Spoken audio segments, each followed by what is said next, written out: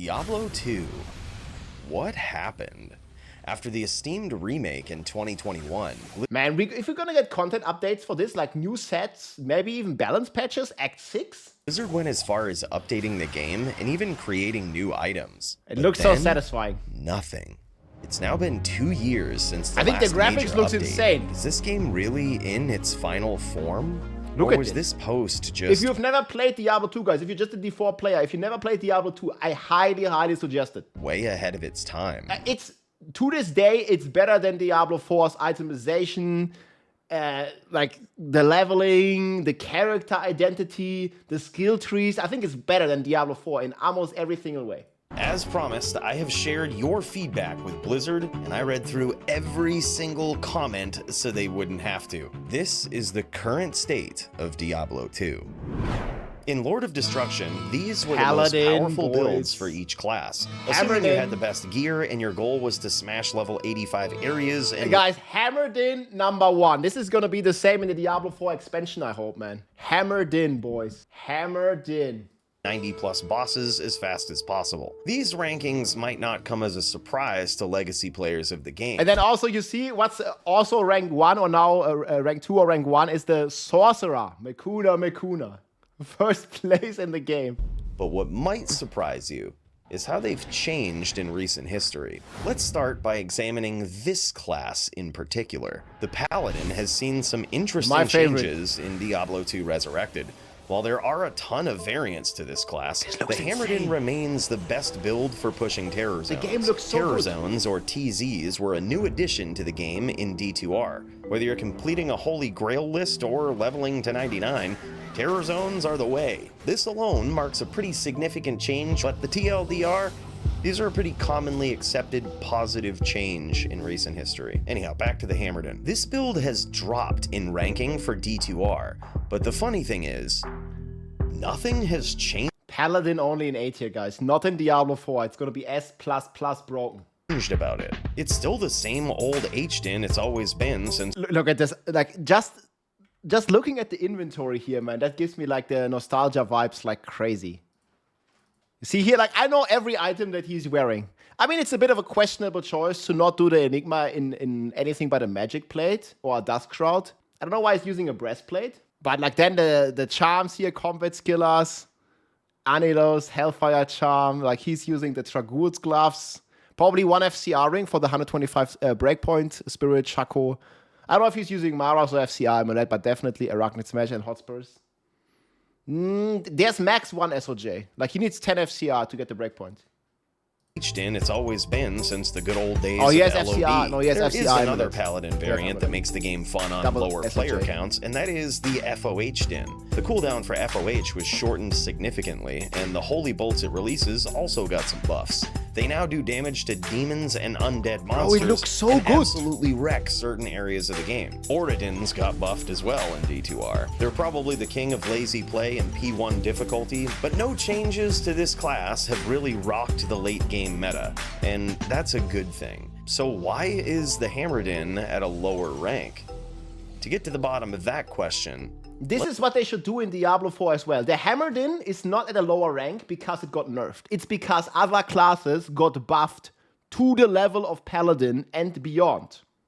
let's examine another And this is like not what's happening in D4. Like in D4, they always nerf the top builds and just buff, like, you know, some random ones, basically. class. The Sorceress maintains its S tier rank in D2R, but not because it's the same build it always was. You see, a Lightning Sorc in LOD was a Chain Lightning Sorc. This was very effective in PvM because lightning immunities were easier to break on monsters than any other immunity. Dude, look But at the still, graphics. the Lightning Sorceress got some different Chain Kuna. synergies in the new version. That's the one. The Infinity Nova Sorc has become the S-tier Sorceress build for climbing the ladder. Burst. Minus enemy resist has become one of the most important things on elemental builds, and that's because of these. Sunder Charms So are these were like a pretty controversial, like the Thunder Charms. I like them. I like when they did the Terror Zones, the Thunder Charms, new content that we might get now as well. a new addition to D2R that remove a specific immunity for monsters at the cost of player resistance to that same element. the Sorceress was most highly buffed by the introduction of these. While the Fire Sunder certainly opens up doors for an underplayed variant, the Cold and Lightning Sunders made already S-tier Sorc builds even more S-tier. This most certainly was not their intended purpose, but these Sunder Charms are why practically any Sorceress variant is effective in a ladder climb, and why Infinity Sorcs in particular are at the top of the food chain. So strong. While the community has Sorc and okay, now Assassin, but it looks like Assassin Mosaic is gonna get a nerf, boys. mostly negative opinions about Sunder Charms, some classes have benefited greatly from their existence. The Fire Druid is now the best PVM build in its class. Look, man, they don't even have to make the Druid fat in Diablo 2. Their existence. He's just normal. The Fire Druid is now the best PVM build in its class. In combination with the synergy changes to the elemental skill tree, the Sunder Charm helps this build quite a bit. But really only because fire immunity was one of the hardest immunities to break prior to this charm. That's right. Imagine if fire resistance, cold resistance, and poison resistance worked like lightning resistance. Perhaps there wouldn't even be a need for these things. As you can see, it's rare for a monster to have extremely high lightning immunity, but that's not the case for the other ones. Part of the feedback for Blizzard was to think about things like this and potentially reconsider Sunder Charms in general. But that aside, this is the best in-slot weapon for a Fire Druid. And this is why itemization in Diablo 2 is so much better than in Diablo 4. In Diablo 2, every single item is useful. Blue, yellow, even the white items. You see, this is a white item that has been socketed 6 times. And that's just best in slot, you know, with 6 rainbow facets in there. But in Diablo, like, all items that are not legendary or unique are completely useless after 10 minutes of playing the game. It's like, why? I'm not even kidding. The fact that a basic sword with 6 facets in it is the best damage output for the best in-class druid build could suggest that there's room for improvement in this item slot. But it also could suggest that this game is just fucking awesome. Itemization in Diablo 2 is unlike any other game, and items of all rarities have a place. Yes. Even in endgame builds. This is really a charming element of the game that should never be overlooked. It truly makes it what it is. The Druid has had a pretty healthy progression in D2R so far. Although Werebears could probably use some buffs, Fury Druids are some of the best performing melee classes in PvP. And while their lackluster performance in PvM might tilt some players, not all skills were meant for PvM. To this day, PvP in Diablo 2 has one of the largest followings of any game of its kind. Significantly more online players have quite the appreciation for it. Plus, the last time Blizzard tried buffing skills that were already good in PvP, something pretty drastic happened. The Necromancer might still be a lower tier class in PvM, but it's insane now in PvP. One patch in D2R buffed the bone skill damage, and now... Did any of you play PvP back in the days in Diablo 2? I mean, obviously, I love the PvM aspect, but I also like PvP, actually. It was pretty fun to play, even like just public games PvP. And it was like way more fun than in Diablo 4 ever. I got wrecked. I mean, I certainly like stomped some public games, but yeah. I mean, there was like super dedicated players with this. People stole my stuff. Dude, I remember there was like a bug or something where people would just drop a bunch of random items on your corpse.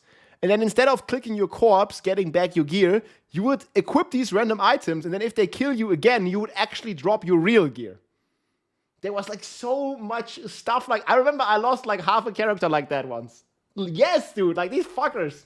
Scammers. We're in a bit of a predicament. Yes. While new world records have been set in speedrunning with bone skills, the skill set still remains subpar in the ladder climb. While most PvP players would prefer reverting this change, that's kind of hard to do when there's another part of the community that has set world records with it. It's hard to do at this point. But the true king of the Necro ladder climb is the Poison Necro. The Poison Sunder has also had a pretty significant impact on this build with its use of lower resistance. But truth be told, the Poison Necro always had diversified damage due to Corpse Explosion, and it's completely viable to run the build without a Sunder Charm. Poison Dagger is still very weak and should probably be one of those always hit hit skills, but even if it was, poison damage is very weird in this game. Llama explained it perfectly in this video, so if you want to know more about its limitations, check that one out. And while the progressive story of the Necro is a bit sad, quite possibly the saddest story of all D2 characters belongs to another class. Zodrun. The Barbarian has seen some pretty significant change. The buff is the worst, guys, in Diablo 4 now, and also, well, in Diablo 2. This was the first class I played, man. Barb in B tier. Look, they know it in the game as well, man. The B. Oh, here, wait, where is it? The B in Barb is for bad or for B tier. Yo, guys, Mighty Throw has no way to compete with a Sorcerer or a Hammerden. Like, what are you talking? Or even a Javison. The Barbarian has seen some pretty significant changes in... The physical overall is pretty bad in D2. It always has been. Even though my first class was Barbarian, I absolutely loved it. But I was like kind of struggling, like, you know, early Act 2 against Tyrael, like as a new player, as a Barb, it was kind of tough, man. D2R.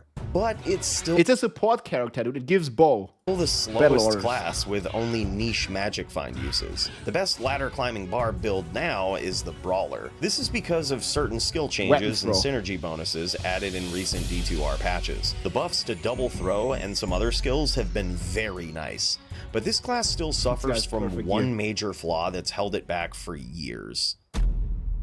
In PvP, barbs are pigeonholed into using the Beast rune word so they can meet their IAS breakpoints with Berserker axes, which have the best one-handed range. Even PVM brawler barbs rely on their merc having a faith bow to hit the proper breakpoints. The playthrough is also pretty bad because of attack speed. Some streamers have practically broken into man-baby tiers live because of it. I am now doubling down on what I've said in the past, that the throw barb attack frames need to be 500% faster. You can watch all just 30 hours of that in a little playlist here. Bro, he looks like he's attacking in slow motion. Look at this. But could it hurt to add increased attack speed to the increased speed skill? Most people wouldn't think so. And is that it? What else am I forgetting for outstanding ladder climbing builds?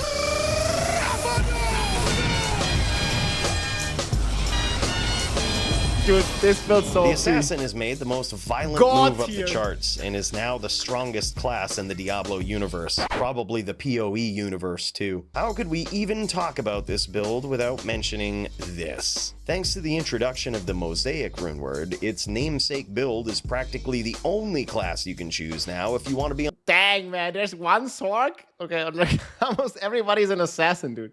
On the first page of a ladder race. And while there is a lot of commotion about this rune word in the community, the sentiment surrounding it is pretty divided. Some players love it and finally enjoy playing on an MA sin. Other players hate it and think Blizzard just keeps screwing up our game.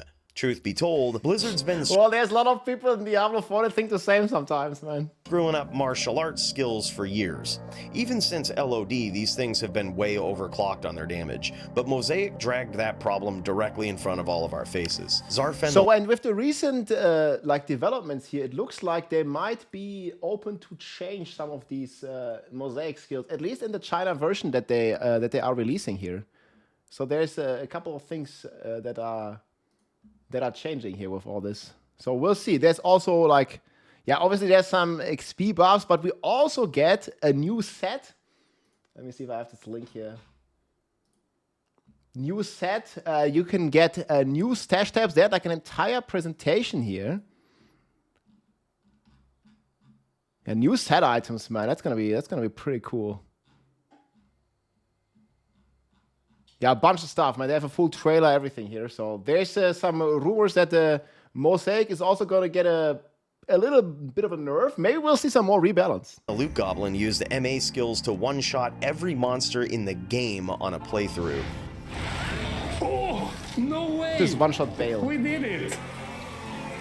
We one-shot the entire game. And that's without Mosaic. So the rune word itself might not necessarily be the problem. There's been a lot of suggestions about how to fix Mosaic, reduce the chance to not consume, limit the charges, delete it. But if the damage from charge up skills could get cut by about 50%, that'd be a pretty good start.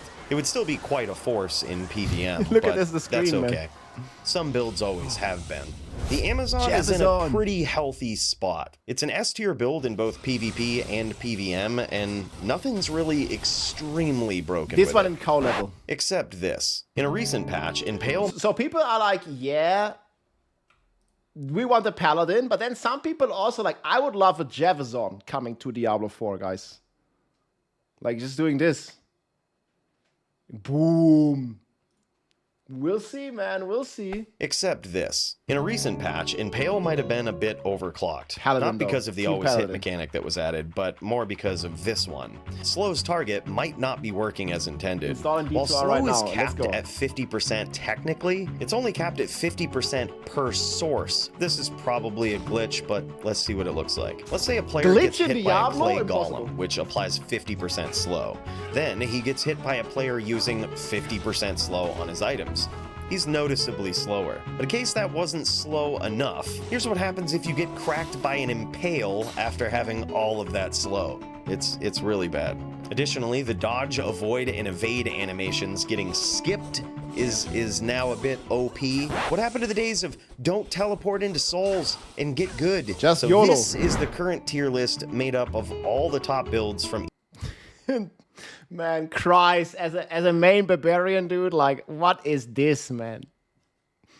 The B is for bad. I mean, I would not have anything against them, like, buffing the barb a bit, man, in Diablo 2 patches. Holy. each class. To put it in comparison, and using thousands of duels worth of data, this is how these builds stack up in the current PvP meta. I say current meta like it changes constantly, but D2 ain't The Barb also in last place, man. that kind of game. Some things are just better when the underlying premise doesn't change drastically over time. Like simulation games. Games in this genre are so much more fun when you do things you shouldn't. I have a girlfriend, lady. I have a fucking girlfriend, lady. Don't talk to me. Sorry, that chick hit on me. It's like the devs of these games realize that players want to do things their own way, even if that means living on the edge. Hi, Carol. Would you like some weed? With G2A, or Gate to Adventure, you Bro, can dive GTA deep 6 into dude. simulation games and many other genres for a massive discount. I bookmark this site and always check it before trying new titles. They also have an app, so you can have all of these deals perpetually at your fingertips. Try GTA it out 6, with my man. link below and let me know the wildest simulation games that you can find. Nearly 1 year ago, you all made your voices heard Cheating, a hacker. Like, in the comments section of Update this leaked. video. It's never been more clear that Diablo 2 truly does mean something different to everyone. And that's why it's such a hard I mean, game. it's been a part of my childhood, basically, my teenage years, dude. I played this game more than I ever played Diablo 4. I probably have more than, I would say I have like 12,000 hours plus in D2. And so Diablo 4 has not been out long enough to even have this hours. So we probably have like, I probably have like 5K hours in D4. But in D2, man, I have more than double that. To change. For every person who hates Mosaic, there's another that loves it. There's still people who think Enigma ruined the game, despite others These are the same people that want the Sorcerer teleport to be nerfed. Enigma did not ruin Diablo 2, in my opinion. The teleport on the sword does not ruin Diablo 4 either. It's fun. Teleporting around at the speed of light, being fast is fun. In fact, they should buff the other classes to move around, at least in some capacity. Especially the Necromancer needs Blood Rush or something. thinking teleport should be on more items. While there's many things about which the community disagrees, there seem to be some things that we all can agree on. So if Blizzard ever does update this game again, what would it look like? Here's what you all had to say. Yes! To many of us, D2 was Loot filter, man. This is also what we need in D4 25 years later. the original loot game. But if you're jamming on higher player counts and trying to see all the items on the ground, it can be difficult. The community is almost unanimously in support of adding something that helps with this. It doesn't have to be as complicated as loot filters in other games. Simply adding a feature you can turn on or off to hide the following items could be extremely helpful. This is all we need in Diablo 4 as well, by the way. Like, that's all you need. Like, all you do is like a button in the menu in D2, but also in D4, where you just say, hide non-ancestral gear. Like, or auto-salvage it. Like, we already have this functionality where your kitty, like your pet, is already salvaging that, right? So all they need to do is just like add an option. I don't know, like you go gameplay, and then here you say automatically like salvage non-ancestral pieces, and then boom, you click it, and then it's opt-in only, and voila, easy fix. Obviously, they could go crazy with loot filters like Last Epoch or PoE, but you know, this would be so simple. As these are the ones that often clutter screens. Adding some sort of currency tab has massive support in the community, but it might be harder than most people Same in D4, man, rune tab. think. Project Diablo 2 is a mod for the original version of the game, and the currency tab in this game looks great in its most recent season. Even the one in Path of Exile 2 is very well done. Yes. But in order to make something like this work in D2R, I think a lot would have to change in the background. Regardless, this suggestion along with the previous one is hard to mess up, and practically anything is better than nothing for most players. This, in combination with access to more stash tabs and character slots, is something that many players have said they would even pay for. This just seems... Okay, so how do you feel about it? Obviously, an ARPG should have enough stash space, especially if you, like, you know, buy the game for like $30 or something. But would you be completely against having like a paid currency tab or extra stash space in Diablo 4, like, you know, for a few bucks? Like, especially like a rune tab or, you know, a tab to store all your keys. Something like it, man. Like, obviously, baseline, they should add 5 more stash tabs. Baseline, we have way too little space. Like, not all the runes fit into the rune inventory. It's completely design flaw and should be fixed immediately, in my opinion. But looks like there's other priorities. Either way, like, man, oh, the stash is just such a mess, dude. I mean, yeah, I get it. Like, I would buy them. Like, I'd be for it. If I have the option between no more stash tab or pay $5 per stash, I would do it. Yeah, but okay, but the difference in PoE, the game is free to play, or will be. It's not free to play right now, but it will be free to play once it launches. I think there should be a sufficient amount of stash space for every character, basically, and then, like, I don't know, let's say they need to double the stash space baseline in D4, and then on top of this, they can sell more. That would be a good solution from my perspective. Something that many players have said they would even pay for. This just seems like a layup for D2 to catch some perpetual monetization, which could help pay for further updates to the game. Ethereal items are a big deal in D2. Many players only pick up rares and uniques just to see if they spawned as ethereal, and if they didn't, they throw them back on the ground. Guilty. When an item is ethereal, it gets a 50% bonus in base damage or defense at the cost of not being able to be repaired. But there's ways around this, and players take full advantage of that in order to get the most out of their items. But unfortunately, some items can't ever spawn ethereal. Set items, along with items that have the indestructible mod, are barred from spawning in this state. The community has resounding support for making this a thing, and it just seems like a slam dunk if Blizzard ever does release another update. Some more low-hanging fruit is this little pet peeve for Din players. I love Smiter. In LOD, the smite animation had the shield come from over the top. This is the #1 Uber build. And felt like the Din was throwing a powerful overhand right at his target. There was a certain feeling to this that just felt good. But in D2R, he pushes outward with his shield during smite, which kind of looks like he's parrying something. For whatever reason, when D2R launched, they decided to play the animation for smite in reverse. It looks a bit weird. So simply reversing the current animation gives you something that looks and feels like a smite from LOD. And just give the Paladin to Diablo 4, man, come on. Big Din player here, and this has admittedly tilted me since launch. For every person who understands PvP, this is a huge issue.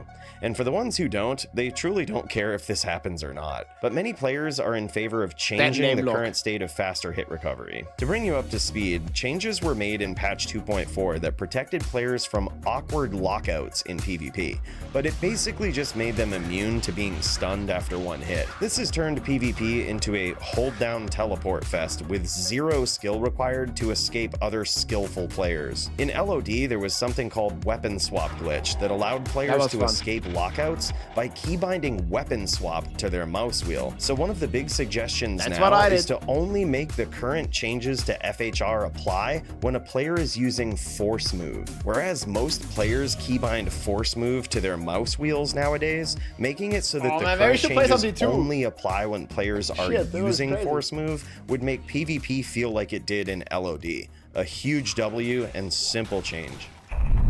Graphics look so good, man. Many unique and set items are rather subpar in the current meta. Giving them some love could go a long way. Ideally, we'd love to see a PTR with this, but there's one item in particular that players think is quite lackluster with regard to its rarity. Tyrael's Might is the rarest item in the game. Some players go decades without ever finding one, but oddly enough, the item is kinda trash. It's got some good abilities on it, but just pales in comparison to other options that players have. While players have pleaded for the item to have teleport for years, some of you came up with other very creative +1 to teleport on Tyrael's Might, man. That would be insane. ideas. The best idea was to have Tyrael's Might grant a skill shrine effect when equipped. This would overwrite curses, essentially making the player immune to being cursed. This is in addition to the Might aura being added to the item. And the third thing, quite possibly the biggest curveball, came from our friend over at Carbot Animations, who suggested adding +1 to Town Portal on Tyrael's Might, because Tyrael opens up a lot of portals. Actually a good idea and grants you inventory space. Personally, I think either adding teleport or all of the things mentioned here to Tyrael's Might would be insanely cool. If we combine that with the other idea and make it so that this can spawn Ethereal, a perfect F Tyrael's Might would be a literal 1 in a million item to find and finally worth its rarity. Diablo 2 means something different to everyone. Recent experiments in patches and fixes with the game have given players hope that we will one day see another big update. But D2 really has mastered the concept. That day might be very soon, guys, of the news we got from China. Of leaving its audience wanting more. Yeah, man, that's a W video here from Cooley. I'll link this here, the current state of Diablo 2. Yeah, Act 6, boys. Oh, man. Yeah, this dude's been killing it. Yeah, we'll see what's gonna happen with all this, but it looks like we're gonna get new sets. We're gonna get extra stash space. And there's even some rumors on a possible balance updates to Mosaic and some of the other stuff. I'm all here for it, man. This is all gonna happen. Yeah, they were on the big stage here in China. Like, this is the China updates, and maybe this is gonna come to the West as well. So this is happening in China on the 27th of August, and then we'll see exactly what they change on a separate server. But they're going pretty big on this, man. I'm looking forward to it. Like, D2 is definitely insane, man. Just here, like, especially the gameplay here, like in the Chaos Sanctuary and stuff, man, it just looks so good. This is Act 5. I think they did a really, like, great job here in the Chaos Sanctuary like this, man. It just looks so good, man. Maybe I'm gonna play some Diablo 2 right now. I hope you enjoy. Check out Cooley's video. If you like this video, make sure to subscribe, leave a like or a comment. I'm also live on Twitch almost every day, so come and say hi.